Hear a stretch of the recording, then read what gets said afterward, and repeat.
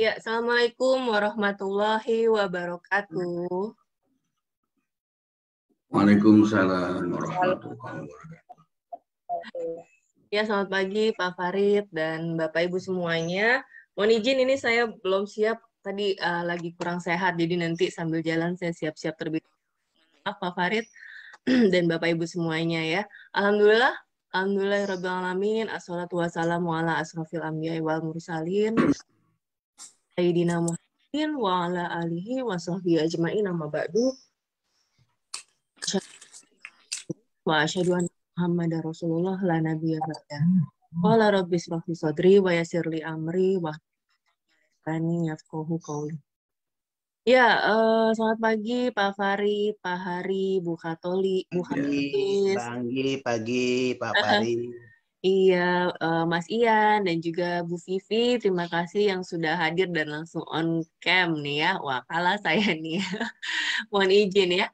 Oke, kemudian Bu Andi Lutfia juga ongoing dan tentunya di sini Bapak Ibu ya yang juga sudah menyapa dan mengirimkan doanya buat kita semua di sini di kolom chat. Alhamdulillah sudah ada Bu Fatima Zuhria. Assalamualaikum Mbak Anggi, Pak Farid dan sahabat. Waalaikumsalam Bu Zuhria. Pak Arif ya. Assalamualaikum, Waalaikumsalam Pak Arif, Bu Ida, Waalaikumsalam Bu Zuraida ya.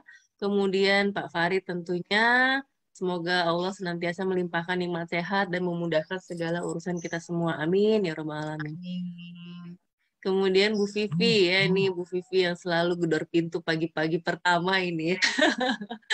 Assalamualaikum Bang Gi, Pak Farid, sahabat surga semua, pecinta Morning Talk, salam sehat, salam satu sama terhubung, amin. Pak Pira ya, Masya Allah nih selalu setia menemani juga, membersamai dari Kuala Lumpur ya Pak Pira, Waalaikumsalam. Kemudian Ibu Sri Hartati, Waalaikumsalam. Pak Yogi, salam sehat untuk Mas Ian, sehat berkah untuk Bu Hatulis ya, luar biasa ilmunya, sehat selalu, amin, amin, ya rabbal alamin. Terima kasih Ibu. Bu Vivi, iya, ini apa, batuknya udah sebulan lebih ya, belum ini, mohon doanya Bapak Ibu, kemarin juga lumayan nge-zoom hampir berapa hari ya, seminggu lebih, jadi apa, kadang-kadang agak drop ini kayaknya fisiknya sekarang jadi nggak bisa di hal ini ya. Jadi mudah-mudahan Bapak Ibu ternyata kesehatan itu mahal sekali ya. Kesehatan itu menjadi hal yang penting ya di khususnya di masa seperti. Kemudian Bu Ai, Assalamualaikum, selamat pagi Pak Farid, Bang, selalu dan dimuliakan Allah, amin. Amin, selamat pagi Mbak Aldi. Pagi Bu Ai. Selamat pagi, saya lagi di perjalanan Mbak. Oh iya, Masya Allah, terima nilai Ibu. Baik, terima kasih Bu Ai, Bu Ika, Assalamualaikum, Pak Farid, Mbak Anggi, semoga sehat selalu, amin. Ya, kemudian ada Bu Mega. Mohon izin on kamera, iya nggak apa-apa Mbak Mega. Semoga kita semua yang dari kajian ini senantiasa diberikan nikmat sehat. Amin. Pak Hari, terima kasih. Amin. Amin. Alamin. Bu Tati, Waalaikumsalam. Pak Wawan, Waalaikumsalam. Ya, Bu Nining. Cepat sehat. Amin. Amin. Alamin. Terima kasih, Bu Nining. Maaf nih Pak Farid dan Bapak Ibu semuanya ya karena masih batuknya nih masih kangen sama saya nih belum lepas-lepas ya. Oke, baiklah Bapak Ibu, alhamdulillah kita hari ini sudah masuk di pekan ke-78 dan seperti biasa di pagi hari kita akan ada sesi menjawab pertanyaan dari pertanyaan yang Bapak Ibu berikan ataupun testimoni yang Bapak Ibu berikan di pekan sebelumnya. Dan di pekan ini judulnya juga seperti biasa ya, membuat kita penasaran ya, rencanakan ini akan kita masuk ke sesi materi setelah kita terlebih dahulu ya menjawab pertanyaan yang masuk di pekan sebelumnya. Jadi Bapak Ibu, di awal seperti biasa nanti Pak Farid akan membukanya dengan doa agar kita semua ya senantiasa dilimpahkan nikmat sehat dan dilancarkan segala urusannya, dan juga majelis ilmu ini semakin membawa keberkahannya. Kita semua masih di istiqomah untuk dimudahkan menyebut ilmu Allah, dan tentunya kita dimudahkan bisa memahami ilmu Allah ini. Amin ya rabbal alamin. Maka kepada Pak Farid, saya langsung persilahkan nih, mohon izin Pak Farid, saya sambil siap-siap terlebih dahulu ya. Pada Pak Farid dipersilakan. Baik. Terima kasih Mbak Anggi, Bapak Ibu, selamat pagi. Assalamualaikum warahmatullahi wabarakatuh. Waalaikumsalam warahmatullahi wabarakatuh. Salam. Alhamdulillah, bismillahirrahmanirrahim. Sayyidina Muhammadin wa ala alihi wa sahbihi wa mawalah, la hawla wa la quwata illa billah. Asyhadu an la ilaha illallah wahdahu la syarikalah wa asyhadu anna Muhammadan abduhu wa rasuluhu la nabiyya ba'dah. Allahumma shalli ala Muhammad wa ala ali Muhammad. Qala rabbi shrah li sadri wa yassir li amri wahlul 'uqdatam min lisani yafqahu qawli. Qala Allah ta'ala fil Qur'anil Karim, a'udzu billahi minasy syaithanir rajim. Ya ayyuhalladzina amanu ittaqullaha haqqa tuqatih wa la tamutunna illa wa antum muslimun. Bapak Ibu, teman-teman hadirin kakak adik rahimakumullah, marilah seperti biasa kita panjatkan puji dan syukur kehadirat Allah Subhanahu wa taala yang telah memberikan kenikmatan, kesehatan, kebahagiaan, kenyamanan dalam hidup kita yang tidak berbilang, berbatas langit, yang tidak pernah mampu kita untuk menghitungnya. Hanya saja kadang-kadang kita sebagai manusia biasa tidak pernah menyadari apa yang menjadi karunia dari Allah Subhanahu wa taala. Salawat serta salam senantiasa kita sanjungkan kepada junjungan kita Rasulullah Muhammad sallallahu alaihi wasallam yang telah menunjukkan jalan yang begitu terang, begitu jelas, jalan yang tidak pernah membawa kita kepada ketidakbahagiaan, pasti membawa kita kepada kebahagiaan. Hanya saja kita kadang tidak tahu bahwa jalan itu sudah ada dan kita tinggal memanfaatkannya. Salawat dan salam ini juga senantiasa kita sanjungkan kepada keluarga beliau, para sahabatnya, dan tentunya kita sebagai umatnya di akhir zaman. Dan kita senantiasa berharap kepada Allah, semoga Rasulullah memberikan syafaatnya kelak di yaumil akhir kepada kita semua. Amin, amin ya Allah ya rabbal alamin. Bapak Ibu, teman-teman hadirin kakak adik rahimakumullah. Ya, mohon maaf jika saat ini Mbak Anggi masih belum fit ya kondisinya, sehingga masih belum muncul gambarnya di kita. Kita doakan beliau semoga segera sembuh, semoga segera kembali sehat sedia kala, dan semoga bisa segera menemani kita di berbagai acara yang biasanya beliau lakukan ya. Amin. Baik, Bapak Ibu, teman-teman hadirin kakak adik rahimakumullah. Marilah kita sama-sama berdoa. Kita mulai acara ini dengan pembacaan doa. Kita berharap kepada Allah, kita meminta kepada Allah, semoga apa yang kita lakukan ini diberikan kelancaran, kemudahan, dan tentunya memberikan manfaat bagi kita. Mari kita awali dengan pembacaan Al-Fatihah. Al-Fatihah. A'udzubillahi minasyaitonirrajim. Bismillahirrahmanirrahim. Alhamdulillahirabbil alamin arrahmanirrahim maliki yaumiddin. Iyyaka na'budu wa iyyaka nasta'in. Ihdinas shiratal mustaqim. Shiratal ladzina an'amta 'alaihim ghairil maghdubi 'alaihim waladdallin. Amin. Ya Allah ya Rabb, kepada semua orang yang hadir dalam kajian pagi hari ini beserta seluruh keluarga besarnya, limpahkanlah nikmat sehat kepada mereka ya Allah. Luaskanlah rezeki mereka ya Allah. Sempurnakanlah kebaikan mereka ya Allah. Berkahi usia mereka dan mudahkan segala urusannya. Bahagiakan dan muliakanlah hidup mereka. Ya Allah, berikanlah manfaat atas apa yang Engkau ajarkan kepada kami. Ajarilah kami hal-hal yang memberikan keberkahan dalam hidup, dan tambahkanlah ilmu yang membawa kami menuju keridhaan-Mu. Berikanlah kami kemudahan dalam belajar ya Allah. Berikanlah kami kemudahan dalam menerima ilmu dan kebaikan-Mu ya Allah, sehingga kami semakin dekat dengan rahmat dan ridho. Bapak Ibu, teman-teman hadirin kakak adik rahimakumullah, mari kita juga sama-sama berdoa kepada kita kepada teman-teman, barangkali sahabat, barangkali keluarga besar kita, barangkali siapapun itu yang pada saat ini masih diberikan nikmat tidak sehat, diberikan nikmat belum sehat, dan sesungguhnya itu adalah kenikmatan yang akan membawa kita kepada jalannya Allah Subhanahu wa Ta'ala. Mari kita doakan mereka. Ya Allah, ya Tuhanku, Engkaulah Tuhan manusia. Hilangkanlah penyakit mereka, ya Allah. Berikanlah kesembuhan karena Engkau adalah Maha Penyembuh. Tiada yang dapat menyembuhkan penyakit kecuali Engkau dengan kesembuhan yang tidak meninggalkan penyakit lain. Ya Allah, jadikanlah kesabaran serta sholat sebagai obat untuk penyembuhannya. Al-Fatihah. A'udzu billahi minasyaitonir rajim. Bismillahirrahmanirrahim. Alhamdulillahirabbil alamin arrahmanir rahim maliki yaumiddin. Iyyaka na'budu wa iyyaka nasta'in. Ihdinas shiratal mustaqim shiratal ladzina an'amta 'alaihim ghairil maghdubi 'alaihim waladdallin. Amin. Baik Bapak Ibu, teman-teman hadirin kakak rahimakumullah. Kemarin kita melakukan satu survei ya, meminta pendapat Bapak Ibu, teman-teman hadirin kakak adik semua terkait dengan acara kita yang Saturday Morning Talk Spiritual Journey setiap Sabtu pagi ini. Alhamdulillah ya, alhamdulillah masukan-masukannya sangat positif. Alhamdulillah usulan-usulannya juga sangat-sangat baik.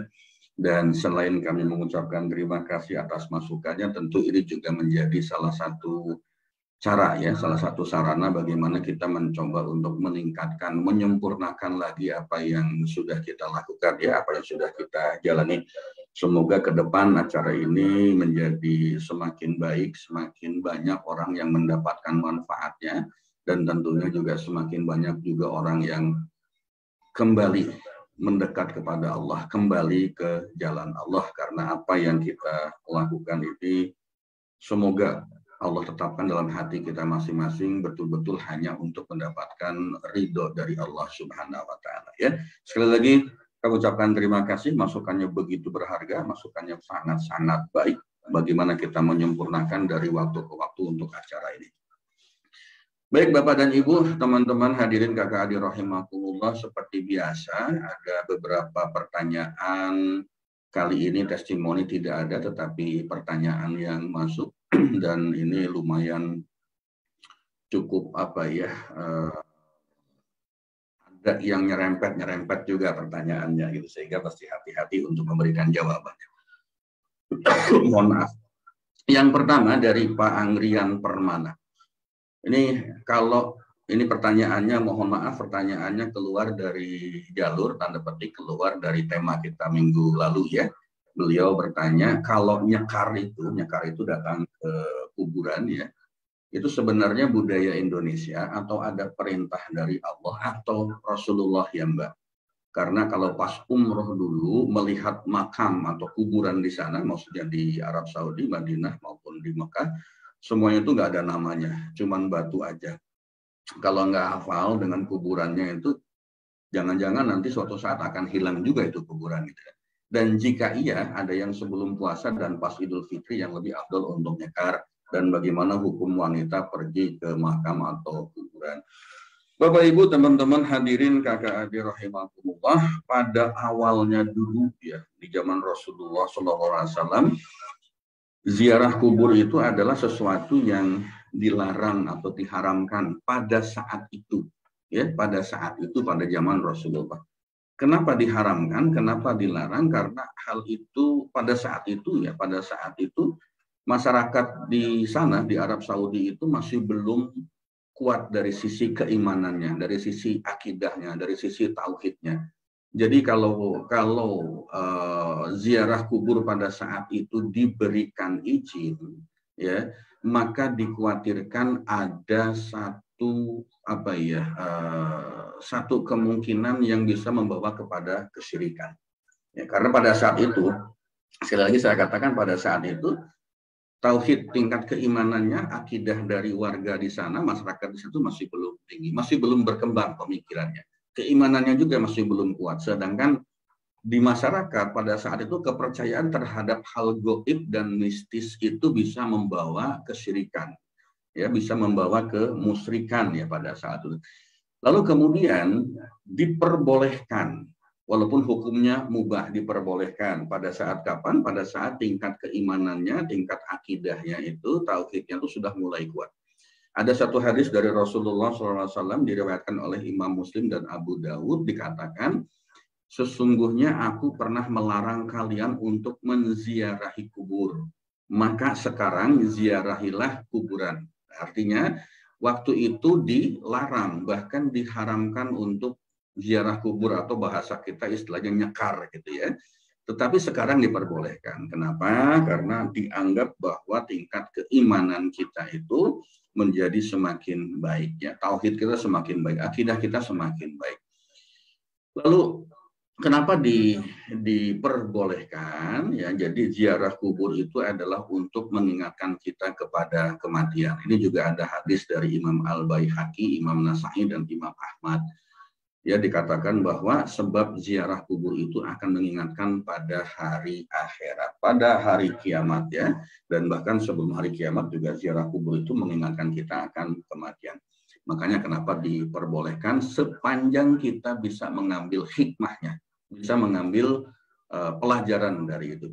Lalu kemudian ada ziarah kubur yang dilarang dengan catatan apa? Kalau misalnya menjadikan kuburan itu sebagai tempat keramat, boleh melakukan ziarah kubur, boleh melakukan nyekar kalau bahasa kita, dengan catatan tidak menjadikan kuburan itu sebagai tempat keramat. Itu yang pertama.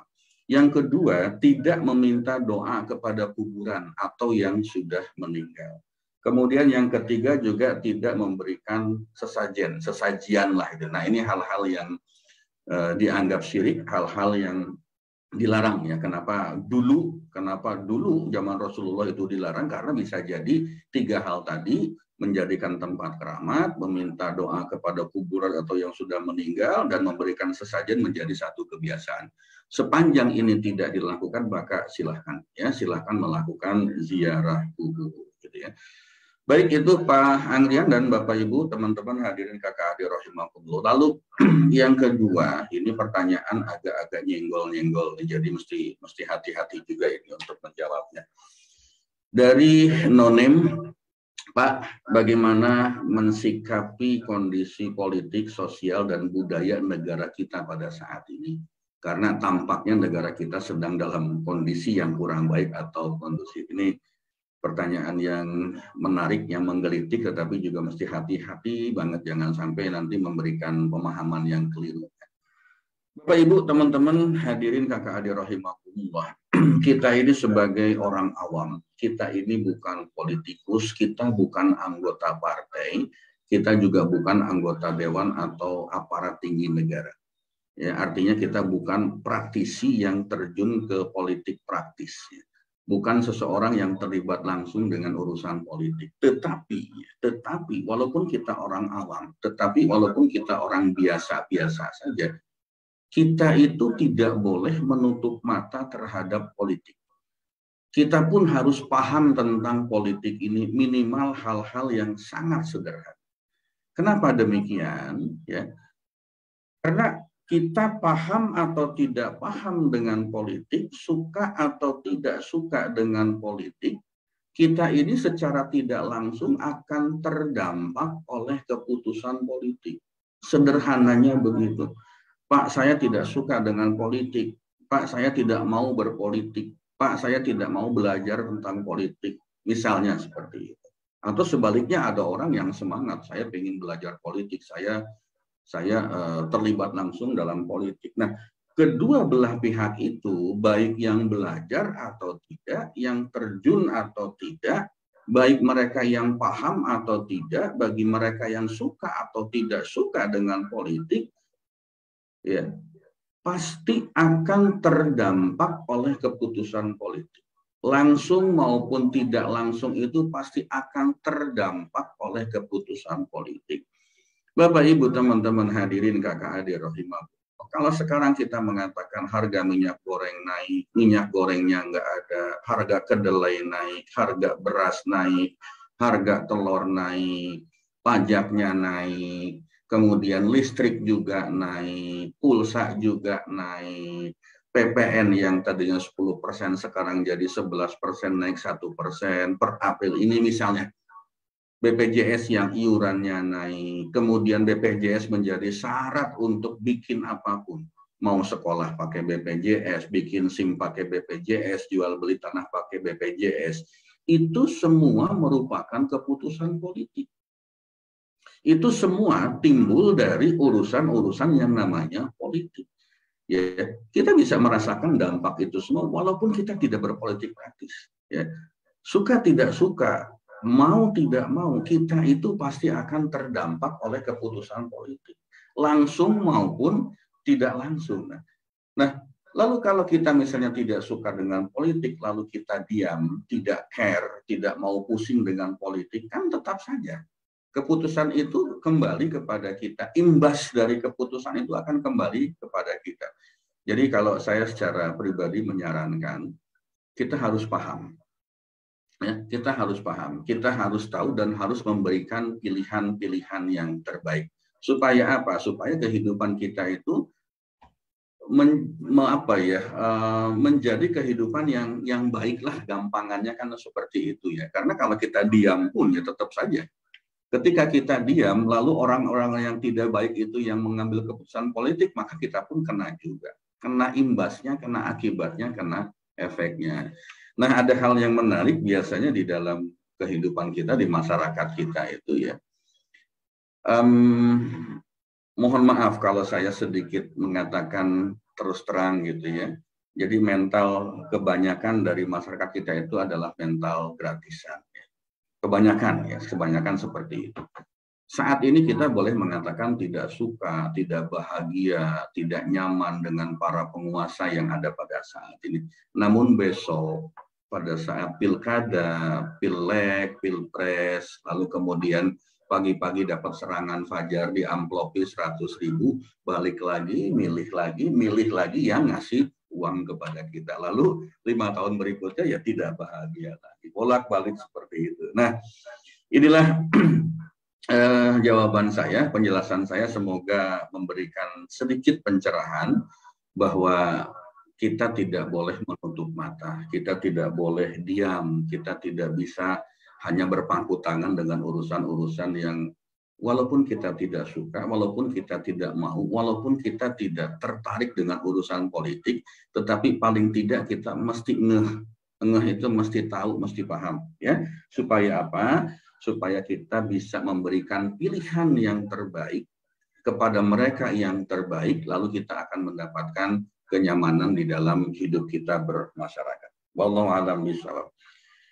Yang ketiga, Bapak Ibu teman-teman hadirin kakak adik rahimakumullah, ada pertanyaan yang menggelitik juga. Semoga ini semoga jawaban saya nanti tidak membuat orang jadi tersinggung atau kecewa gitu ya.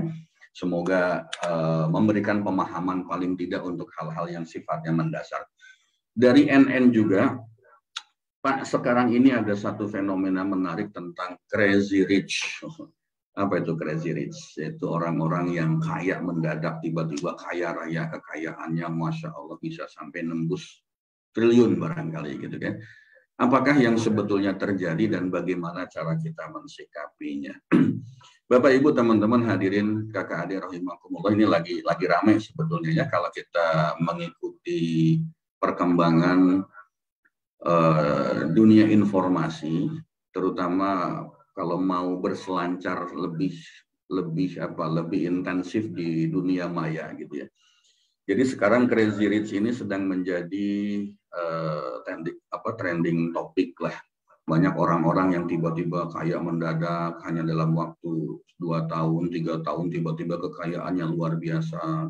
Lalu kemudian mereka istilahnya ada flexing, pamer pakai pesawat pribadi, pamer pakai mobil-mobil mewah, bagi-bagi uang dengan jumlah yang begitu besar bagi ukuran kita sebagai orang awam, sebagai orang biasa, lalu diekspos besar-besaran gitu. Dan tiba-tiba mulai awal tahun 2022 ini mulai terkuak satu persatu gitu ya.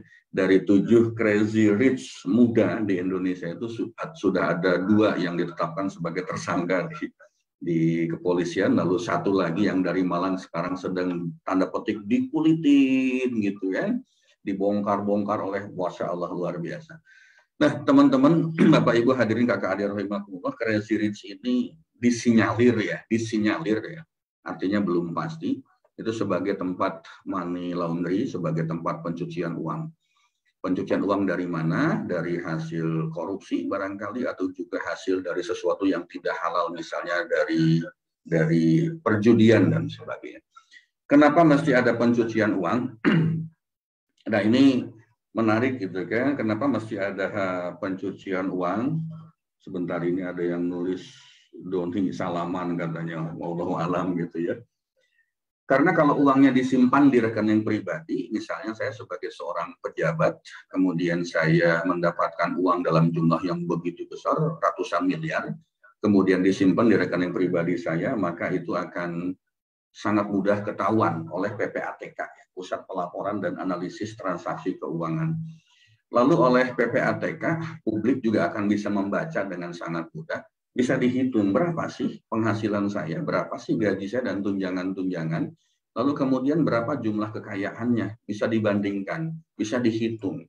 Kalau gaji saya misalnya 1 bulan itu 100 juta, tetapi kenapa kok kekayaan saya bisa mencapai ratusan miliar, bahkan hampir hitungannya triliun, artinya ada sesuatu yang tidak logis. Nah, untuk menghindari itu biasanya perlu adanya proses pencucian uang. Supaya apa? Supaya uang itu tidak mengendap di rekening kita lalu kelihatan jumlah kekayaan kita yang tidak wajar itu. Nah, salah satu caranya bagaimana? Titiplah ke orang, lalu orang itu disuruh untuk bikin bisnis, kemudian bisnisnya jadi besar, bisnisnya jadi terkenal, keuntungannya luar biasa, diekspos bahwa bisnis itu memberikan keuntungan yang luar biasa, kemudian sebagian uangnya dikembalikan lagi ke saya. Nah, kalau orang nanya, kenapa sih Farid itu punya uang banyak? Oh, ternyata dia memang punya saham di perusahaan yang sedang melejit. Jadi memang perlu diekspos juga orang-orang kaya itu, crazy rich itu, untuk menunjukkan bahwa saya, Farid, menanamkan saham di sana. Lalu ketika saya punya kekayaan yang luar biasa, itu orang paham bahwa saya bisa mendapatkan keuntungan dari bisnis tersebut. Ya, nah itu salah satu modus atau cara pencucian uang. Wallahu alam, barangkali bisa tepat atau tidak, tetapi sepemahaman saya yang seperti itu. Nah, bagaimana cara kita mensikapinya? Kembali kepada diri kita, kembali kepada diri kita. Ayo kita hidup dengan menginjakkan kaki kita di bumi. Tidak perlu silau dengan harta, apalagi diperoleh dengan cara-cara yang instan. Cara-cara yang cepat. Kenapa? Karena biasanya kalau cepat didapatkan, cepat hilangnya juga. Mari kita hitung mereka itu berapa lama sih? Paling 3-4 tahun gitu kan. Nah, kalau sudah seperti itu apa yang terjadi? Rasa malu itu ketahuan bahwa itu bukan uang yang halal, misalnya itu bukan uang-uang yang bersih, didapatkan dengan cara-cara yang tidak baik. Lalu apakah itu akan memberikan keberkahan kepada kita? Kan belum tentu juga ya. Allah alam bisawab, itu yang bisa saya sampaikan terkait dengan beberapa pertanyaan yang masuk pada kajian kita pagi hari ini. Baik Mbak Anggi, seperti biasa saya minta waktu 30 detik untuk break. Silahkan Mbak Anggi.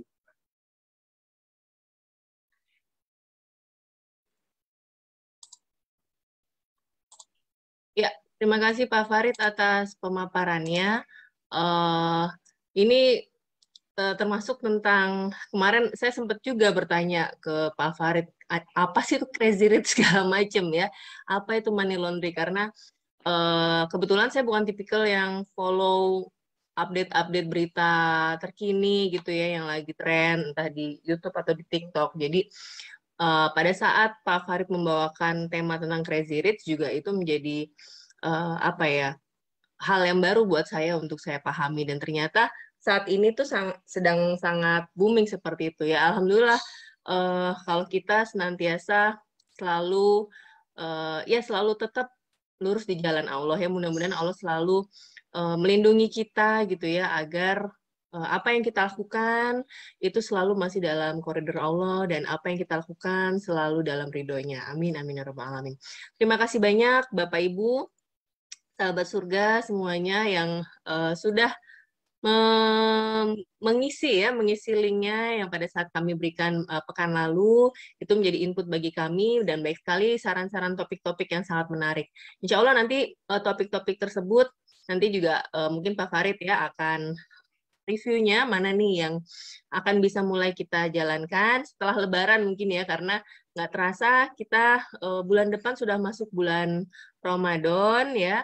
Mungkin insya Allah Sabtu depan nih masih kita lihat nih Bapak Ibu, apakah Sabtu depan itu kita bisa jalankan di pagi hari seperti ini, atau jangan sudah masuk puasa dan kita jalankan di sore hari, karena insya Allah di bulan Ramadan kita acara Saturday Spiritual Journey ini, Saturday Morning Talk ini akan pindah tayang ke sore hari ya, jam 4 sampai jam 5, supaya kita memberikan kemudahan buat Pak Farid ya. Pak Farid jangan habis sahur langsung disuruh ngomong, nanti keburu aus ya. Tapi insya Allah kita tetap istiqomahkan agar bisa tetap berjalan, dan mudah-mudahan banyak insight nih dengan gaya pemaparan Pak Farid. Ada hal-hal baru yang kita ketahui ya. Baik, kalau gitu karena Pak Farid sudah siap, kita akan masuk ke tema kajian hari ini, yaitu rencanakan kecewamu. Nah, kepada Pak Farid dipersilakan. Baik, terima kasih Mbak Anggi. Ini saya izin buka Facebook dulu ini. Masya Allah, sudah 55 orang yang hadir bersama kita. Kemudian juga sebagian besar mendoakan Mbak Anggi semoga segera sembuh, kemudian bisa menemani kita semua lagi, gitu ya. Terima kasih Bapak Ibu. Ada Ibu Khobsatun, Ibu Saidatin Nafiah, Ibu Eneng Nurnaningsi, Ibu Roro, Ibu Saidatin Nafiah, kemudian ada Ibu Indras, Ibu Yeti Aslinda, Ibu Nur Ihsan, Ibu Ismi, Ibu Fahlidar barangkali, Ibu Evawati, Ibu, Masya Allah banyak sekali, mohon maaf tidak bisa kita sebutkan satu persatu. Dan terima kasih sudah hadir, semoga kita senantiasa mendapatkan rahmat dan ridho dari Allah Subhanahu wa Ta'ala. Baik, Bapak dan Ibu, teman-teman hadirin kakak adik rahimakumullah, kita masuk ke materi yang akan kita bahas pada pertemuan kita pagi hari ini. Seperti biasa, materi kita ini adalah materi yang sederhana, mengambil dari kejadian sehari-hari, mengambil dari pengalaman hidup kita sehari-hari. Dan kenapa seperti itu? Karena kita tahu bahwa kadang-kadang hidup kita ini menjadi tidak lancar, menjadi tidak bahagia, menjadi tidak nyaman, menjadi tidak nikmat, gitu kan? Gara-gara apa? Gara-gara sesuatu hal yang sifatnya barangkali kecil, ya, sesuatu yang sifatnya tidak besar, yang kita anggap remeh, dan tetapi tentu itu akan memberikan efek atau dampak kepada kehidupan kita. Nah, di hari ini, pagi hari ini, kita akan mengambil satu tema rencanakan kecewamu. Saya akan ambil contoh-contoh yang paling sederhana dalam kehidupan kita sehari-hari, gitu kan. Materi yang dibahas adalah materi-materi yang sangat sederhana, yang kita alami, barangkali sebagian besar di antara kita itu mengalami hal ini. Lalu kemudian, kenapa saya ambil contoh yang sederhana? Kalau dari contoh yang sederhana saja ini kita belum lulus tanda petik ya, belum lulus tanda petik, apalagi untuk hal-hal yang lebih besar, gitu kan? Untuk hal-hal sederhana saja yang kita alami sehari-hari itu kita ternyata belum lulus, belum bisa melewati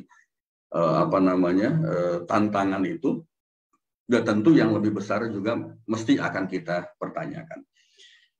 Nah, apa yang ingin saya pertanyakan? Seperti biasa, kajian kita ini akan banyak bertanya kepada diri kita sendiri, akan banyak bertanya kepada kehidupan kita sendiri. Tolong dijawab sejujurnya, ya, apakah mau menggunakan chat Zoom atau mau menggunakan apapun itu di Facebook juga silahkan saja, gitu.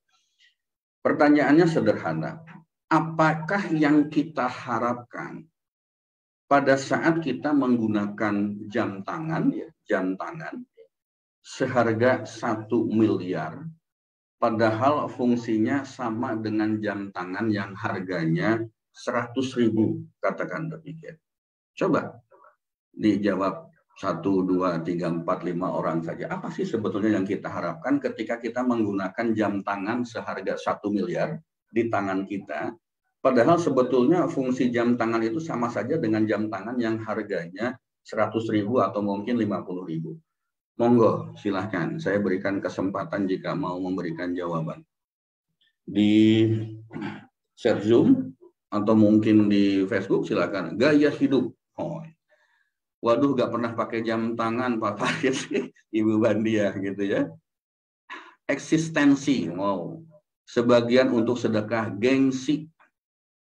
Apalagi? Oke, prestis, kebanggaan tersendiri, mantap Pak Herman Wahyudi ya. Apalagi, kenapa kita pakai pamer mungkin Pak Ibu Eni Rohaini gitu ya. Lalu apalagi, kenapa kita pakai jam tangan 1 miliar padahal fungsinya sama dengan yang harga 50.000 atau 100.000 lah katakan begitu. Ada lagi yang mau jawab? Gitu ya. Baik. Pertanyaan berikutnya, ini tentu tidak jaim, gaya mungkin, prestis dan aktualisasi diri, Bu Zuraida, stylish mungkin, Bu Wirnarni, ya. Lalu apalagi, oke, lifestyle, oke, saya sekarang sudah lama juga nggak pakai jam, bukan fungsi tapi gengsi biar kelihatan orang kaya, oke, Pak Hari, terima kasih, saya masih punya janji dengan Pak Hari nih ya, kalau nggak salah untuk apa tuh coaching ya Pak Hari, mohon maaf. Saja sudah sangat mahal, sedekahnya harus lebih banyak dari sedekahnya mesti lebih banyak lagi dari harga jam tangannya Ibu Ayat Nur Hayati. Oke. Baik, terima kasih atas jawaban Bapak dan Ibu sekalian. Ini pertanyaan berikutnya tidak perlu dijawab karena saya yakin jawabannya juga pasti akan lebih kurang sama. Lalu untuk apa kita menggunakan baju yang bermerek sangat premium, high class gitu kan, seharga 20 jutaan. Padahal di Tanah Abang juga ada yang persis seharga 75.000. Ini pertanyaan yang tidak perlu dijawab di dalam chat Zoom atau di Facebook ya. Gengsi. Oke, Ibu Ririn agar dilihat orang, Ibu Triani Utami bangga pamer Pak, Awang Ahmad malu sama Allah, wallahu akbar. Ibu Tri Wayuningsi foya-foya, Ibu Haryati biar kelihatan keren. Ibu Alfi, saya mah nggak mau duit segitu dibeliin jam tangan Pak, gitu, Masya Allah, gitu ya. Baik, jadi untuk apa kita? Apa yang diharapkan ketika kita menggunakan baju bermerek yang harganya 20 jutaan, padahal di Tanah Abang itu kita bisa mendapatkan baju yang persis sama seharga 75.000 misalnya. Ini saya buat ekstrim lah ya, walaupun mungkin yang persis sama itu mungkin harganya ratusan ribu juga, tidak 75.000. Lalu Bapak Ibu teman-teman hadirin kakak adik rahimakumullah, apa yang kita harapkan ketika kita misalnya berfoto pada saat liburan di Eropa, pada saat liburan di Amerika misalnya, pada saat kita punya mobil mewah di showroom mobil mewah, kita beli mobil mewah lalu kita foto, kemudian kita upload ya, kita update status di media sosial, beli rumah mewah dan sebagainya. Apa yang kita harapkan sebetulnya? Jawab secara jujur di dalam hati kita masing-masing, di dalam diri kita masing-masing. Kita liburan kemana, kita makan di resto mana, kemudian kalau pekerjaan kita bukan sebagai apa tuh namanya influencer ya, kalau pekerjaan kita bukan sebagai endorser gitu ya. Apa yang kita harapkan gitu? Baju Monza di Medan murah berkualitas. Oh, terima kasih Pak Wawan ya. Di Medan ternyata murah dan berkualitas. Apa yang kita harapkan? Ya, ketika kita upload status misalnya sedang makan di restoran sedang berlibur di Eropa, di Australia, di Amerika gitu kan, sedang bepergian OTW gitu, kemana seperti itu. Apa yang kita harapkan sebetulnya? Ini pertanyaan yang mari kita jawab di dalam hati kita masing-masing. Lalu apa yang kita harapkan ketika misalnya update status ba'da sholat tahajud, alhamdulillah malam ini 12 rakaat tahajud gitu. Kita lihat dari sisi yang satu sisi dulu. Karena sisi yang lain juga ada orang mengatakan kalau update status, upload ibadah kita itu bisa jadi ini sebagai pendorong orang lain untuk mengikuti langkah kita, untuk mengikuti cara kita. Itu dari sisi orang lain. Ya. Tetapi kalau kita nyari atensi orang, mendapat pujian, wahai Pak Yogi, terima kasih, gitu ya. Tetapi dari sisi kitanya, tanya ke dalam diri kita masing-masing, ke hati kita masing-masing, sebetulnya apa yang diharapkan ketika kita tadi melakukan hal yang banyak. Ya, gunakan jam tangan 1 miliar, padahal fungsinya sama dengan 100.000, pakai baju harga 20 jutaan, padahal di Tanah Abang juga ada yang 100.000, gitu kan. Liburan untuk memotivasi buat teman-teman tetap semangat. Oh, betul.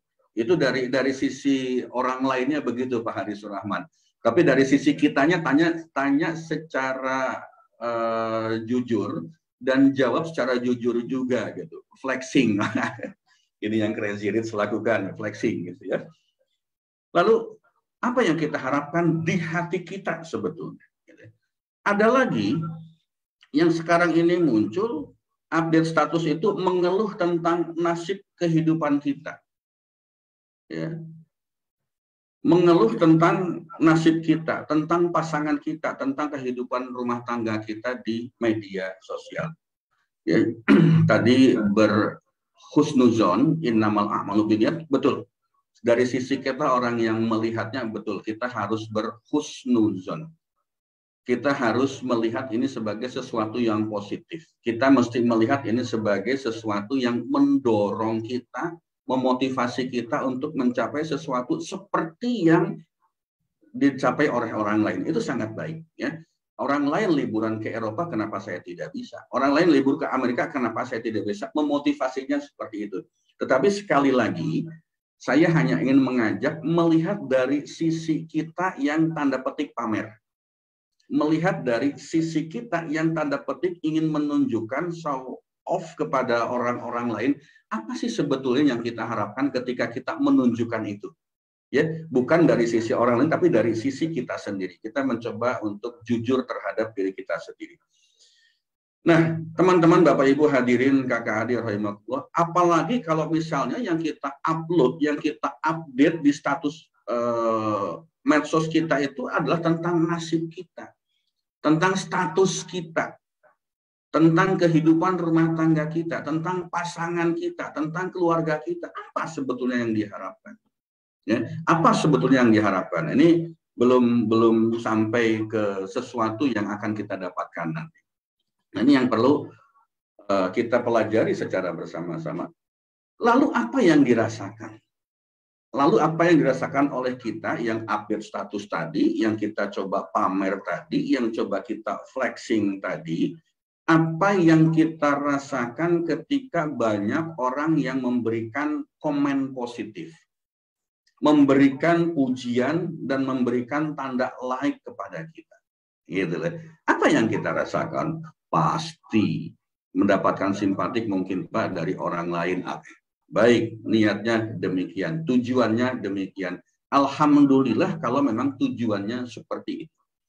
Tetapi kalau tujuannya nanti kita akan dapatkan, nah apakah itu bermanfaat atau tidak untuk diri kita ya?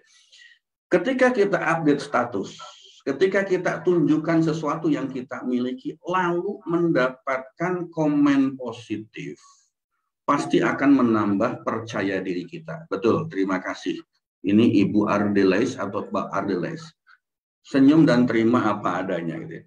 Memberikan pujian kepada kita, alhamdulillah kita semakin termotivasi, kita semakin semangat, kita menjadi semakin bahagia rasanya, apalagi kalau banyak yang berikan tanda like. Pertanyaan berikutnya, apa yang dirasakan ketika tidak ada tanda komen atau tanda like sama sekali? Apa yang kita rasakan? Ya, oh Bapak ya, Pak Ardelais Pane, terima kasih. Apa yang kita rasakan pada saat kita show of force, show off, pamer sesuatu, flexing, lalu tidak ada satupun yang memberikan tanda like, tidak ada satupun orang yang memberikan komentar. Pasti kecewa Ibu Mariamah mengatakan seperti itu, gitu ya. Pasti merasa nggak nyaman, pasti merasa nggak nikmat, pasti merasa tidak bahagia. Kenapa? Karena tidak ada orang komen, tidak ada, jangankan komen, like pun juga nggak ada, tidak nyaman seperti itu. Pertanyaan berikutnya, ya, mungkin hatinya jadi merasa tidak nyaman. Betul. Pertanyaan berikutnya, apa yang dirasakan kalau tiba-tiba dari postingan kita itu ternyata banyak orang yang menghujat kita, ya, menghujat kita, atau justru komentarnya tidak positif terhadap postingan tersebut. Kan banyak yang seperti itu, ya, banyak yang seperti itu. Artinya apa? Masya Allah. Ketika kita posting sesuatu, lalu tidak ada yang komen, tidak ada yang like, tidak ada yang macam-macam, bahkan justru sebaliknya banyak orang yang menghujat atau komentarnya tidak positif terhadap postingan kita. Apa yang dirasakan? Masya Allah, subhanallah, astagfirullah, rasa tidak nyaman, rasa tidak bahagia, rasa tidak nikmat, bahkan mungkin rasa-rasa lain yang membuat hidup kita itu, aduh ngapain seperti ini dan sebagainya. Gitu. Nah, lalu Bapak Ibu teman-teman hadirin kakak adik rahimahumullah, lalu kenapa kita tidak bahagia dengan orang-orang yang tidak memberikan komen, dengan orang-orang yang tidak nge-like kita, dengan orang-orang yang justru malah memberikan komen yang tidak positif kepada kita? Kenapa kita menjadi tidak bahagia? Kenapa menjadi tidak nyaman? Kenapa menjadi tidak nikmat dengan kondisi seperti itu? Kenapa? Karena di dalam kehidupan kita, ketika kita menunjukkan sesuatu kepada orang lain, kita mengharapkan apa? Kita berharap orang lain tahu bahwa kita itu hebat. Kita berharap orang lain itu akan menghormati atau merasa segan dengan kita. Betul kan? Seperti itu. Itu yang membuat kita menjadi tidak bahagia. Dengan kita menunjukkan sesuatu kepada orang lain, kita berharap orang tahu bahwa kita ini orang hebat. Kita berharap orang lain menganggap, menghormati, segan atau dengan kita, karena kita punya sesuatu yang lebih dibandingkan dengan orang kebanyakan, atau dibandingkan dengan orang lain. Kita berharap dengan postingan kita itu, orang lain nggak berani merendahkan diri kita. Kita berharap seperti itu. Ya.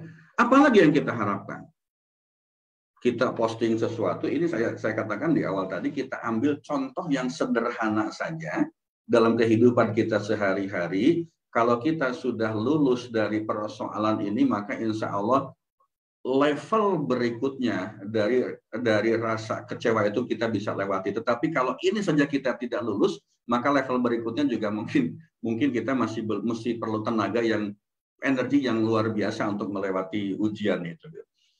Nah itu kenapa kita tidak bahagia ketika postingan kita, status kita, update status kita itu tidak ada yang nge-like, tidak ada orang yang memberikan komentar positif, atau bahkan sebaliknya memberikan komentar yang tidak positif, atau mungkin juga bahkan menghina kita, menghujat kita.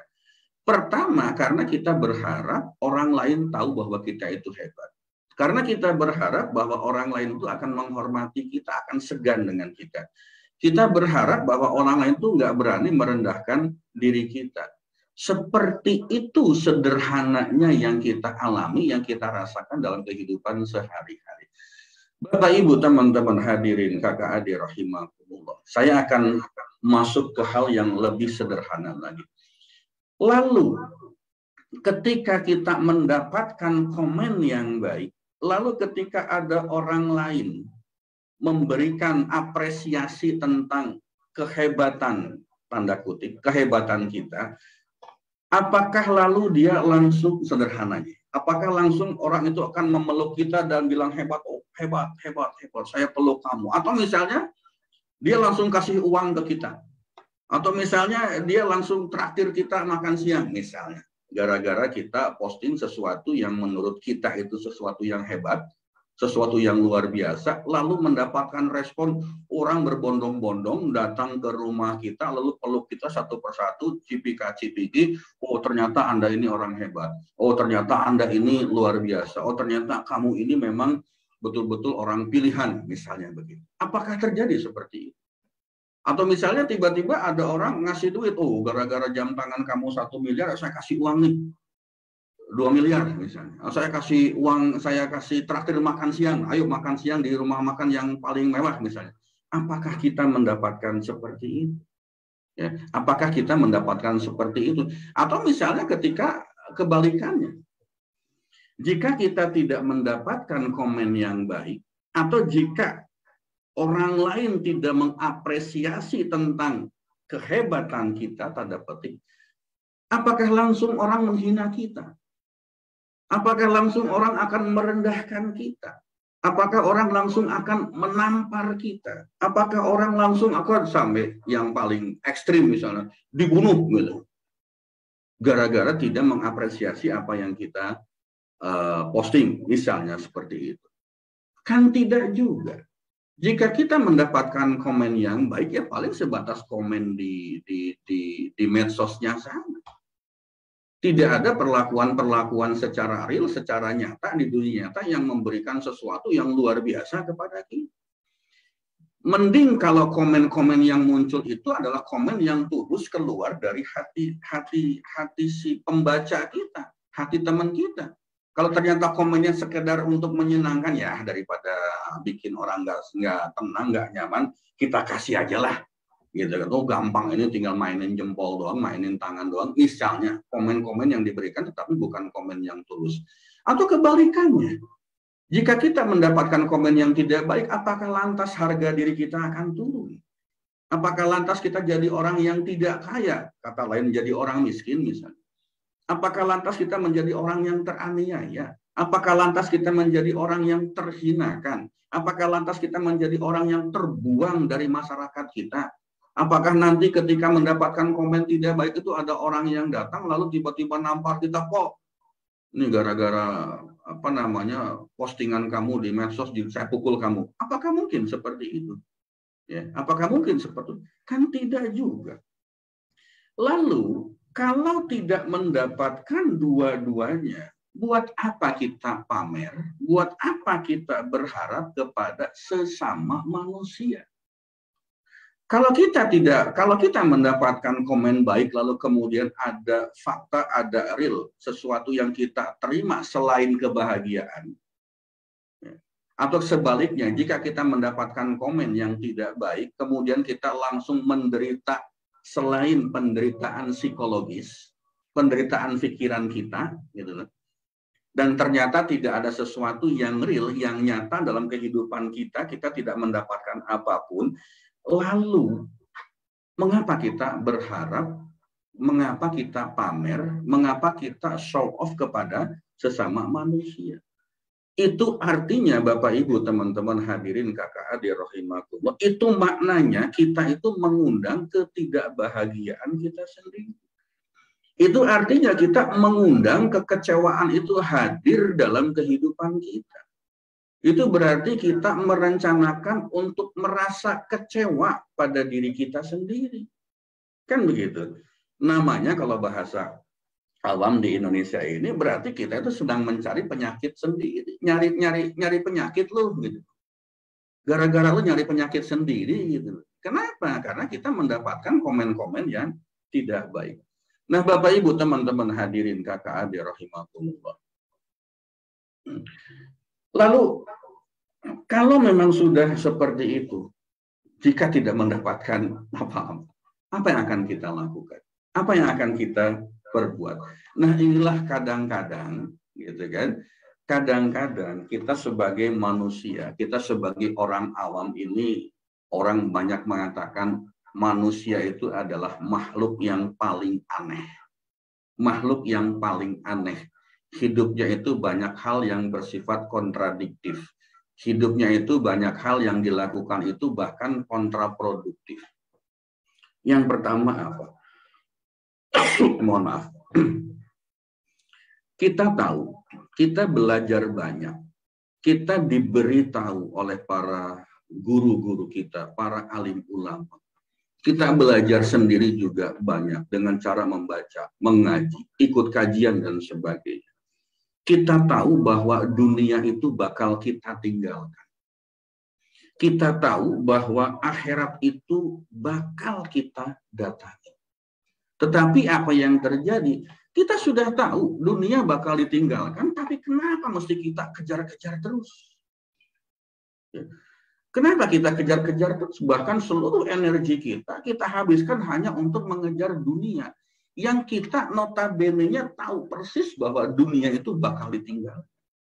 Kita habis-habisan, kita mengejar dunia sampai, istilah sederhananya, siang jadi malam, malam jadi siang, kepala jadi kaki, kaki jadi kepala, keringat dingin, keringat panas keluar semua hanya untuk mencari, mengejar dunia, lalu kita tinggalkan Allah, dan kita persis tahu bahwa dunia itu bakal kita tinggalkan.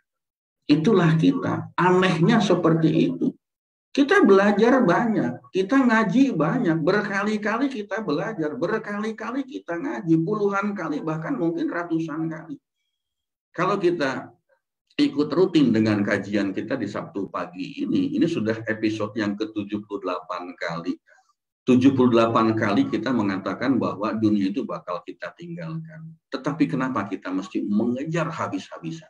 Ngoyo kalau orang Jawa bilang. Semua energi tercurahkan, semua sumber daya tercurahkan, semua resources kita curahkan hanya untuk mengejar dunia yang bakal kita tinggalkan. Yang bakal kita tinggalkan. Ya, ini tidak berarti bahwa kita tidak boleh mengejar dunia, tapi bahasanya bahasan yang tidak sama seperti itu. Yang kedua, kita tahu bahwa akhirat itu bakal kita jumpai, akhirat itu bakal kita datangi.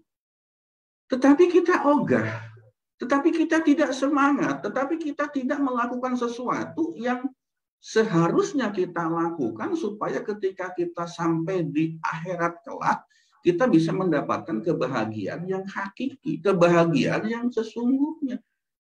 Sudah tahu kita itu bakal mudik, sudah tahu kita bakal kembali ke sana. Sudah tahu kita akan mendatangi akhirat. Tetapi kita sibuk dengan urusan dunia yang kita akan tinggalkan. Inilah manusia, inilah kita, inilah orang awam. Nah, inilah salah satu kontradiktif dari kehidupan kita. Ada orang mengatakan manusia itu adalah makhluk yang paling aneh. Banyak hal-hal yang dikerjakan, dilakukan di dunia ini selama hidupnya sesuatu yang kontradiktif, kontraproduktif. Mohon izin saya minum sebentar ya. Itulah hadirin teman-teman kakak adik rahimakumullah. Sudah tahu dunia ini bakal kita tinggalkan, tapi kita kejar terus. Sudah tahu akhirat itu bakal kita jumpai, tetapi kita tidak membuat persiapan yang banyak. Ibaratnya seperti begini. Sebentar lagi kita masuk Ramadan. Lalu setelah Ramadan itu ada satu tradisi yang membuat dunia tanda petik heboh. Tradisi mudik, tradisi pulang kampung. Ya. Tradisi mudik, tradisi pulang kampung. Sekali lagi bahasan ini bukan mengajarkan untuk tidak bekerja di dunia, tidak. Bahasanya bukan itu. Ini ada yang bertanya kepada saya, kalau gitu berarti saya nggak perlu kerja lagi. Tidak demikian ya. Jadi ini bahasan lebih khusus kepada bahasan bagaimana kita mempersiapkan kehidupan yang lebih baik. Bahasan bagaimana kita berusaha hidup di dunia itu akan ada sesinya yang tersendiri gitu ya. Sehingga mohon tidak difahami dengan tidak tepat seperti ini ya. Contoh sederhana, kita akan pulang kampung. Lalu ketika kita pulang kampung nanti akan bertemu dengan orang tua bagi yang masih punya orang tua ya, dengan keluarga besar, dengan para tetangga waktu kita masih kecil, dengan teman-teman kita masih kecil. Pertanyaan saya, apa yang biasanya kita lakukan ketika kita mau mudik lebaran? Pasti mempersiapkan semaksimal mungkin, seoptimal mungkin.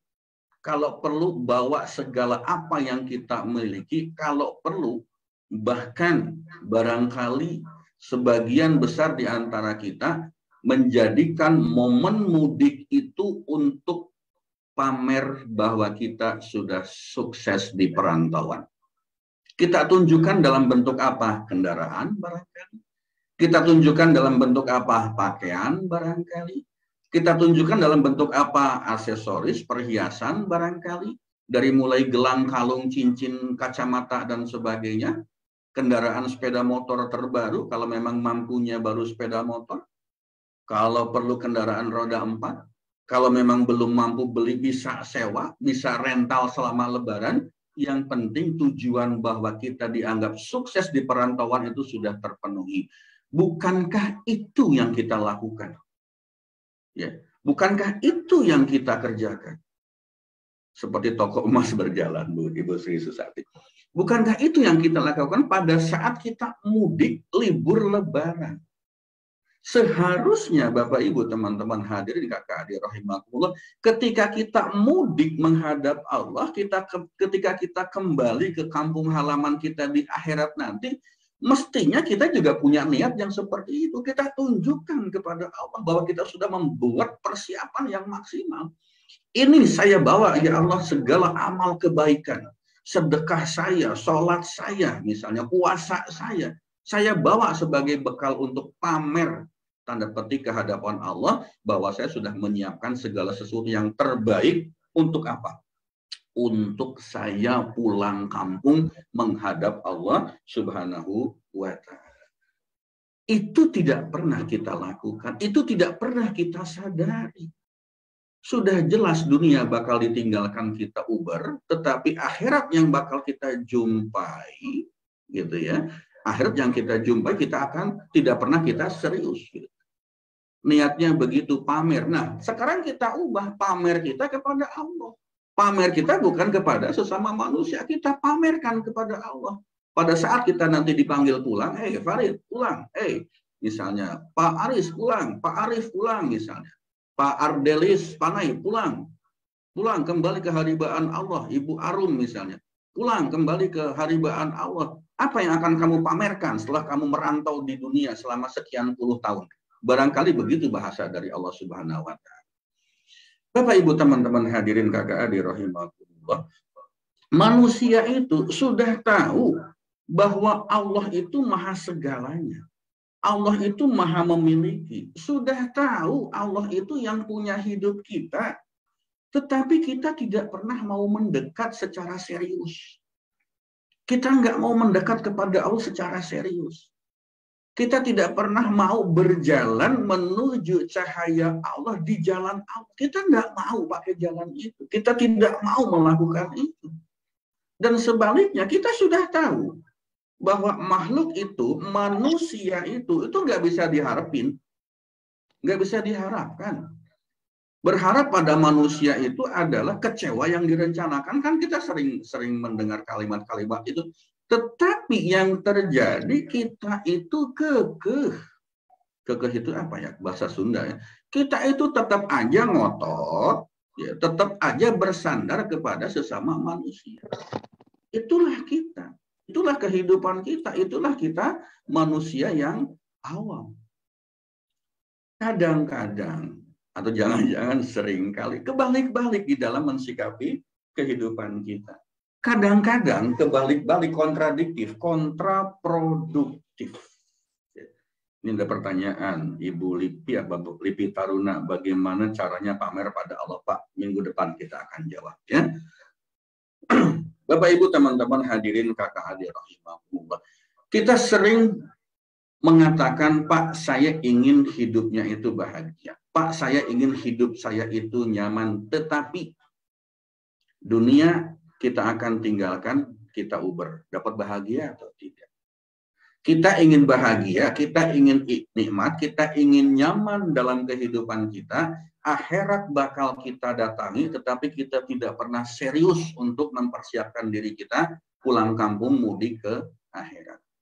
Kita ingin hidup bahagia, kita ingin hidup nyaman, kita ingin hidup kita nikmat. Kita sudah tahu Allah maha segalanya, tetapi kita tidak pernah serius mendekat kepada Allah. Kita ingin bahagia, kita ingin nikmat, kita ingin nyaman kehidupan kita. Sudah tahu manusia itu banyak mengecewakan kita, tetapi kita bersikukuh kekeh ngotot untuk tetap bersandar kepada sesama manusia. Itulah kita, itulah manusia awam. Sehingga apa? Tidak bahagia hidupnya, tidak nyaman hidupnya, tidak nikmat hidupnya. Lalu pada saat hidup kita tidak bahagia, yang terjadi apa? Protes. Kepada siapa? Protesnya kepada Allah. Nah, Allah aja kagak dideketin, tapi ketika nggak bahagia, Allah yang diprotes. Ketika kita ingin bahagia, yang dideketin manusia. Ketika bahagianya tidak dapat, nikmatnya tidak dapat, nyamannya tidak dapat, yang diprotes Allah. Bukan manusia. Itulah kita. Ya kapan mau bahagianya? Bahkan banyak yang terjadi, Allah dihujat. Kita bilang bahwa Allah itu pilih kasih. Kita bilang bahwa Allah itu tidak sayang. Katanya Bismillahirrahmanirrahim, dengan nama Allah yang Maha Pengasih lagi Maha Penyayang. Tapi kenapa Allah tidak sayang dengan saya? Kenapa hidup saya tidak pernah bahagia? Kenapa hidup saya tidak pernah nyaman? Kenapa hidup saya begini-begini saja? Itulah kita. Itulah kelakuan kita. Pengen hidup bahagia, sudah tahu Allah yang bakal bikin bahagia, tapi Allah kita tidak dekati.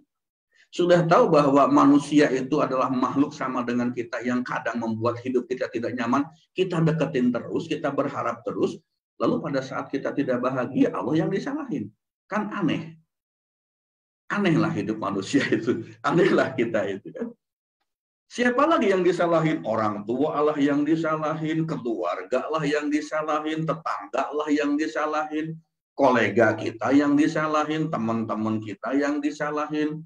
Lalu setelah disalahkan semuanya, kita merasa putus asa, tidak punya harapan apa-apa lagi, lalu nggak mau berbuat apa-apa, diem.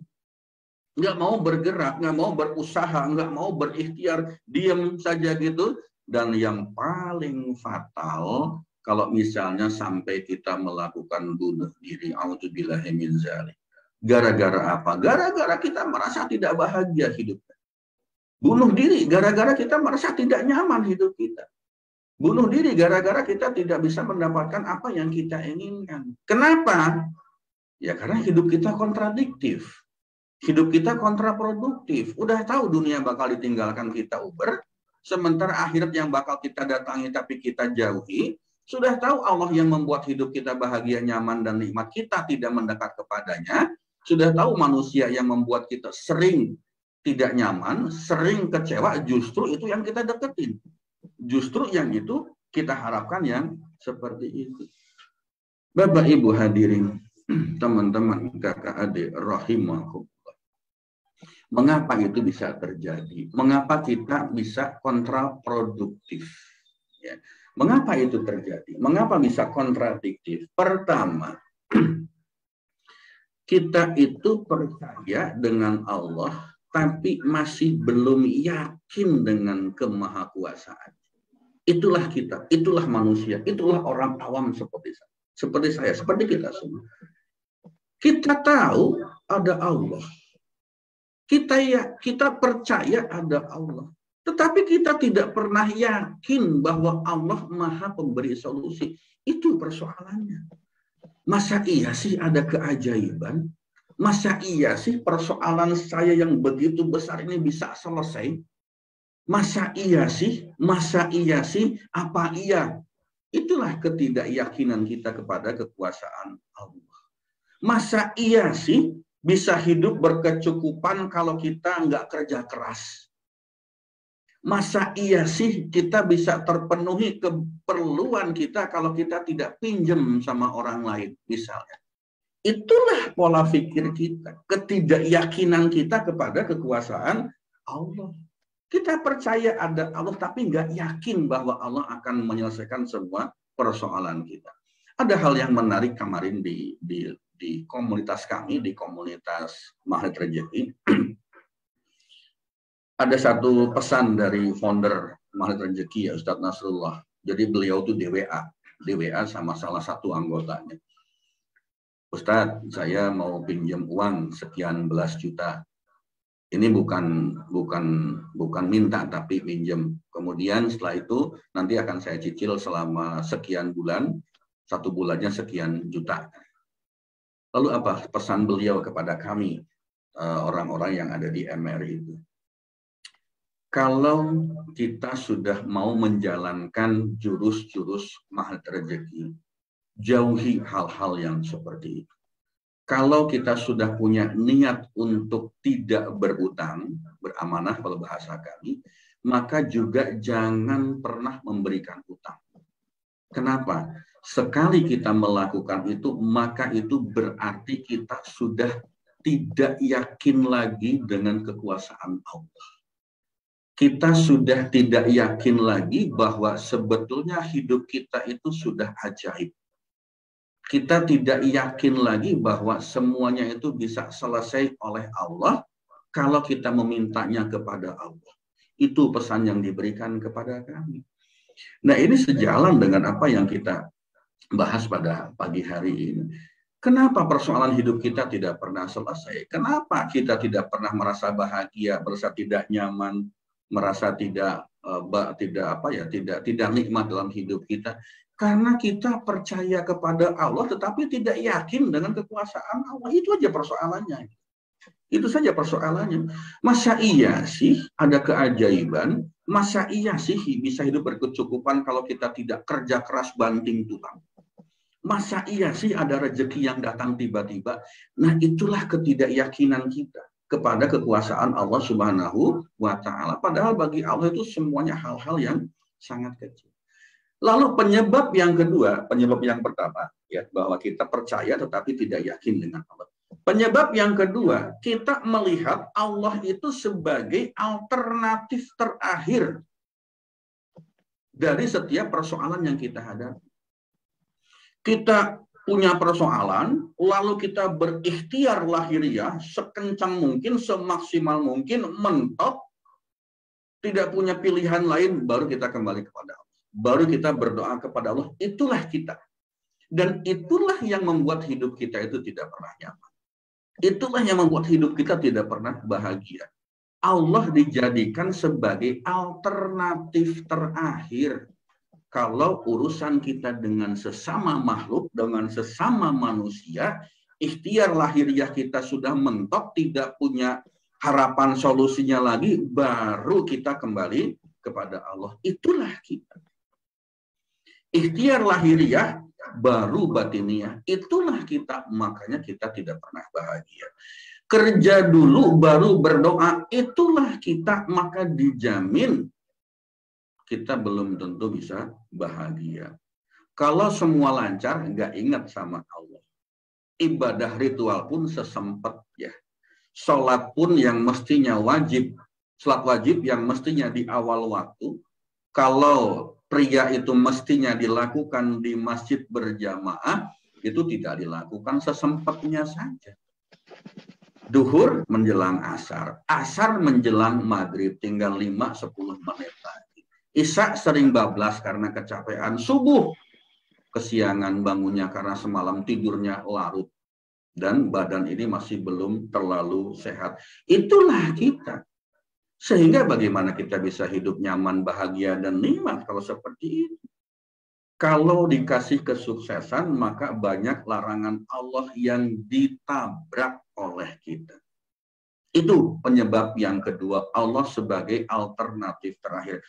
Penyebab yang ketiga, kita terlalu mengandalkan logika berpikir sementara iman kita kurang-kurang. Orang sukses itu memang harus kerja keras, Pak. Kalau kerja keras tidak mungkin jadi sukses. Orang sehat itu memang harus selalu olahraga, Pak. Gimana kita mau sehat kalau tidak berolahraga? Orang kalau mau dipromosikan itu memang hasil kerjanya bagus. Kalau nggak bagus, nggak mungkin dipromosikan. Ini adalah logika berpikir yang sering kita andalkan menjadi solusi dari setiap kehidupan kita. Akhirnya apa? Kalau kita terlalu mengandalkan logika berpikir, maka akhirnya kita akan banyak bergantung atau berharap kepada sesama manusia. Bapak, Ibu, teman-teman hadirin, kakak, adik, rahimahumullah. Lalu bagaimana Pak seharusnya supaya kita bisa hidup bahagia? Kembalikan saja kepada Allah. Siapa yang punya hidup kita? Siapa yang menciptakan kita? Siapa yang menciptakan bumi dan seisinya? Siapa yang memberikan rezeki? Siapa yang memberikan kesehatan? Siapa yang memberikan kebahagiaan, kenikmatan, kenyamanan dalam hidup kita? Kalau kita bisa menjawab bahwa itu Allah yang maha pemberi, yang maha kuasa, ya baliklah ke jalan Allah. Ya baliklah cara-cara hidup kita sesuai dengan tuntunan dari Allah Subhanahu wa ta'ala. Kembalilah kepada Allah. Ikhtiar batiniah dulu. Berserah dan pasrah kepadanya. Berdoa meminta kepada Allah. Lalu setelah itu kita berikhtiar secara lahiriah. Nomor satukan Allah dulu, lalu ikhtiarnya nomor 2. Nomor satukan Allah dulu, lalu manusia itu menjadi nomor sekian. Meminta keyakinan dulu kepada Allah, meminta energi dulu kepada Allah, meminta dimudahkan dulu oleh Allah sebelum melakukan sesuatu. Lepas itu baru kita mengerjakan ikhtiar lahiriahnya. Kita jamin, bukan saya yang menjamin, tetapi Allah yang memberikan jaminan. Allah yang memberikan jaminan, ya. Jaminan kepada siapa? Kepada kehidupan kita. Barang siapa yang mengerjakan amal soleh, baik laki-laki maupun perempuan dalam keadaan beriman, maka sesungguhnya akan kami berikan kepadanya kehidupan yang baik. Dan sesungguhnya akan kami beri balasan kepada mereka dengan pahala yang lebih baik dari apa yang telah mereka kerjakan. Bapak, Ibu, teman-teman hadirin kakak adik rahimakumullah. Itulah acara kita, ya, materi kita di pagi hari ini. Semoga bisa memberikan manfaat bagi kita semua. Dan mohon maaf jika ada hal-hal yang tidak berkenan. Silakan, Mbak Anggi. Baik, ya, terima kasih Pak Farid atas pemaparannya. Ya, ini kita mesti benar-benar meresapi ya pemaparan dari Pak Farid gitu ya. Bahwa pada saat ini ya, kita hidup di dunia itu masih dalam perjalanan ya. Ini adalah perjalanan kita sebenarnya menuju ke akhirat. Dan apakah kita ini lebih sebagai bahan introspeksi diri, apakah selama ini yang kita kejar masih lebih banyak dunia atau sudah banyak mengejar untuk urusan akhiratnya juga. Ya, mudah-mudahan dari sini kita mendapat pencerahan, lebih menyadari ya apa nih berarti yang harus mulai kita lakukan ya. Tadi Pak Bu Lipi ya di Facebook ada bertanya, bagaimana Pak cara mengejar atau caranya pamer kepada Allah. Nah, seperti yang disampaikan oleh Pak Farid, insya Allah di minggu depan beliau akan memaparkannya lebih lanjut. Baik, bagaimana? Boleh sambil dituliskan di kolom chatnya, Bapak Ibu, apa nih yang dirasakan dari apa yang dipaparkan oleh Pak Farid? Apakah bisa dipahami dan semakin meningkatkan motivasi kita ya untuk, apalagi ini mendekati bulan Ramadan ya, mempersiapkan urusan akhirat kita ya, mudah-mudahan, insya Allah. Baik, terima kasih Bu Hatulis atas komennya. Dari ini Pak atau Bu Ocha ya, berserah dan pasrah kepada Allah ya intinya. Baik, oke, kalau begitu seperti biasa Bapak Ibu saya akan share terkait dengan ya laporan ya Bapak Ibu. Alhamdulillah hari Jumat kemarin kita juga kembali menyalurkan nasi box ya ke 4 kota, 4 dapur sahabat Berkah Cinta di Lampung, di Jawa Tengah, di Jombang dan Tangerang. Ini ke panti asuhan maupun ke masyarakat yang kurang mampu. Dan alhamdulillah selama seminggu kemarin terkumpul total dana 1.364.000 sampai dengan hari Jumat kemarin ya. Sedangkan biasanya kami transfer ke para dapur ini hari Rabu malam ya paling lambat. Ini sehingga masih ada sisa saldo sebesar Rp364.000. Terima kasih banyak Bapak Ibu sahabat surgaku yang terus mensupport program ini.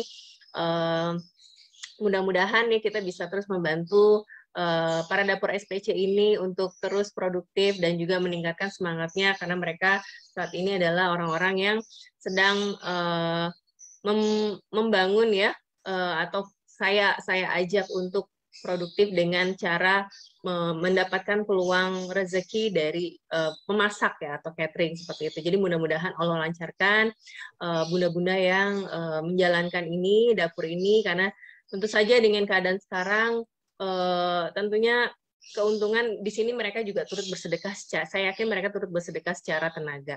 Dan tentu saja mudah-mudahan Bapak Ibu semua yang telah bersedekah ya, tentunya semakin Allah berikan keberkahannya, semakin Allah limpahkan nikmat sehat, nikmat iman, nikmat Islam, dan semakin Allah muliakan dan bahagiakan dunia akhirat. Amin amin ya rabbal alamin.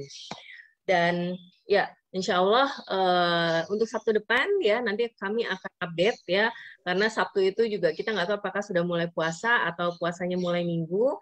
Jadi nanti sambil kita pantau ya kapan hari pertama kita puasa, sehingga apakah hari Sabtu kita akan mulai di sore hari atau kita masih tetap lanjutkan di pagi hari. Dan tentunya Pak Farid mudah-mudahan di Sabtu depan ini lebih banyak juga nih persiapan Ramadan ya Pak Farid ya, karena banyak yang Mbak ayo dong kapan nih kita apa yang harus kita lakukan untuk persiapan Ramadan dengan gaya khasnya Pak Farid ya, insya Allah supaya kita lebih siap lagi ya dalam menghadapi bulan Ramadan di tahun ini.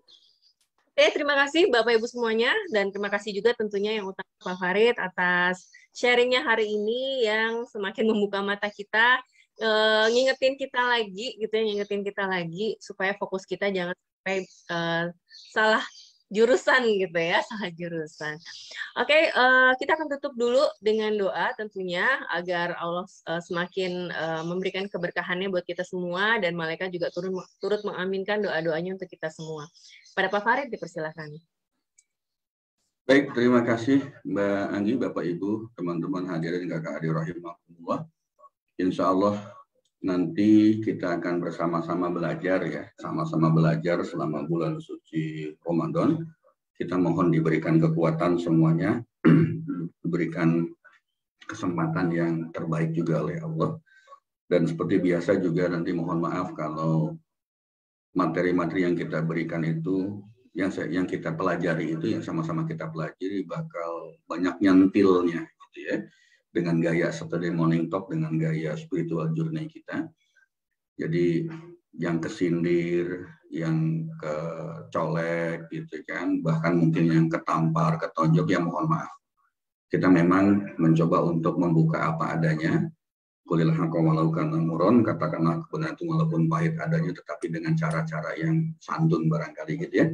Dengan cara-cara yang tidak membuat orang menjadi tersinggung atau marah dan sebagainya.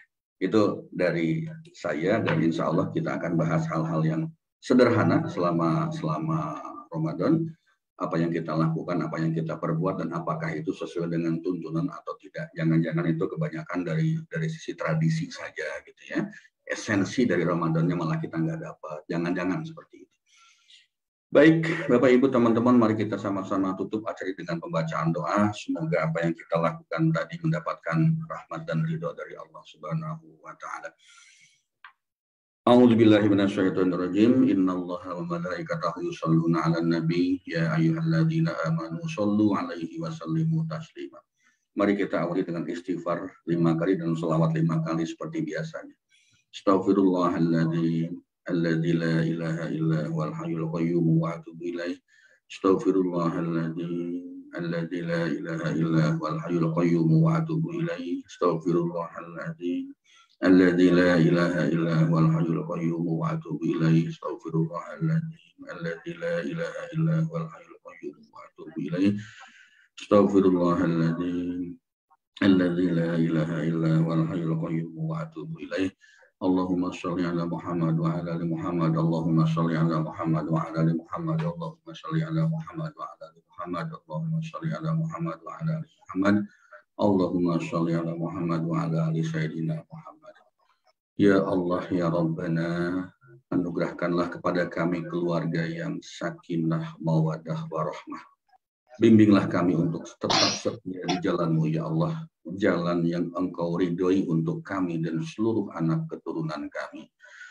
Ya Allah ya Basit, hanya Engkau yang maha membolak-balikan hati makhluk-Mu. Tanamkanlah dalam jiwa orang-orang yang kami cintai rasa kasih sayang yang tulus, rasa kasih sayang yang murni, rasa kasih sayang semata-mata karena Engkau. Ya Allah ya Kudus, jika hari ini ada di antara kami yang sedang ada benih-benih sakit hati di hatinya, ada benih sombong, iri hati, dengki, dan dusta, mohon bersihkanlah ya Allah, sucikanlah hati-hati kami ini. Ya Allah ya Afu, ampunilah segala dosa dan khilaf kami. Jika sampai hari ini ada di antara kami yang merasa disakiti dan dizolimi karena kesalahan kami, yang disengaja ataupun tidak disengaja, bukakanlah pintu hatinya agar mampu memaafkan kami. Ya Allah ya Ghafur, ampunkanlah dosa kami, dosa kedua orang tua kami, dosa ahli keluarga kami, dosa guru-guru kami, dosa sahabat kami, dan dosa seluruh kaum muslimin dan muslimat tanpa terkecuali. Sesungguhnya Engkaulah Zat yang Maha Pengampun dan Maha Mengasihi. Ya Allah ya Mujib, kabulkanlah doa kami ya Allah. Tiada daya dan upaya kecuali dengan pertolongan-Mu. Karena hanya kepadamu-lah tempat kami bergantung dan tempat kami meminta pertolongan.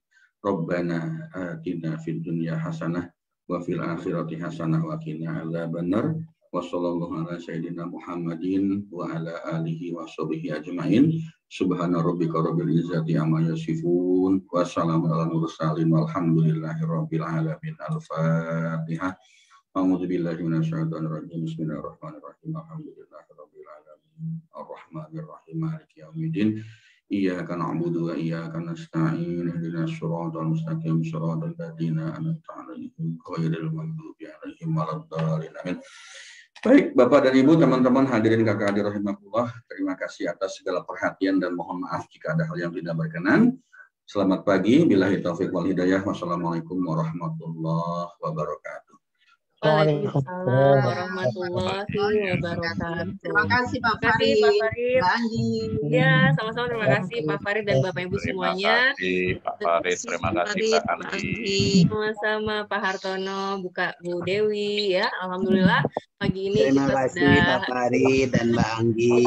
Terima kasih Pak Harif, Bu Febriana, baik. Sama-sama. Amin, amin ya Rabbal Alamin. Yuk, mari silakan bisa on kamera videonya, kita foto terlebih dahulu. Dan ini wah, luar biasa di kolom chat, di Zoom ya, dan juga di Facebook. Komen-komennya terima kasih banyak ya, banyak yang mencerahkan ya, kemudian bermanfaat. Alhamdulillah ya, mudah-mudahan kita semua dimudahkan untuk senantiasa menyebut ilmu Allah ya. Baik, oke. Bisa minta FB-nya Pak Farid? Bagaimana? Bisa minta FB atau IG-nya Pak Farid? Oh, baik, siap. Di @coachfarid ya, silakan nih di Pradita Channel. Nanti akan banyak tuh, biasanya saya selalu tag Pak Farid juga ya. Jangan lupa Bapak Ibu silakan add juga ya Pradita Channel agar senantiasa mendapatkan update-nya. Dan setiap rekaman kalau misalnya ada yang tadi belum lengkap, itu juga ada rekamannya, langsung kita live stream ke Facebook. Terima kasih Bapak Ibu yang di Facebook juga yang senantiasa nih ya rajin komen. Dan juga biasanya akan kami upload ya sehari kemudian di YouTube Pradita Channel ya, untuk mempermudah mencari semua sesinya. Itu paling gampang di YouTube ya, karena langsung berulang. Oke? Nah, siap ya? Oke. Seperti biasa, Bapak Ibu silahkan ya sudah hafal ya.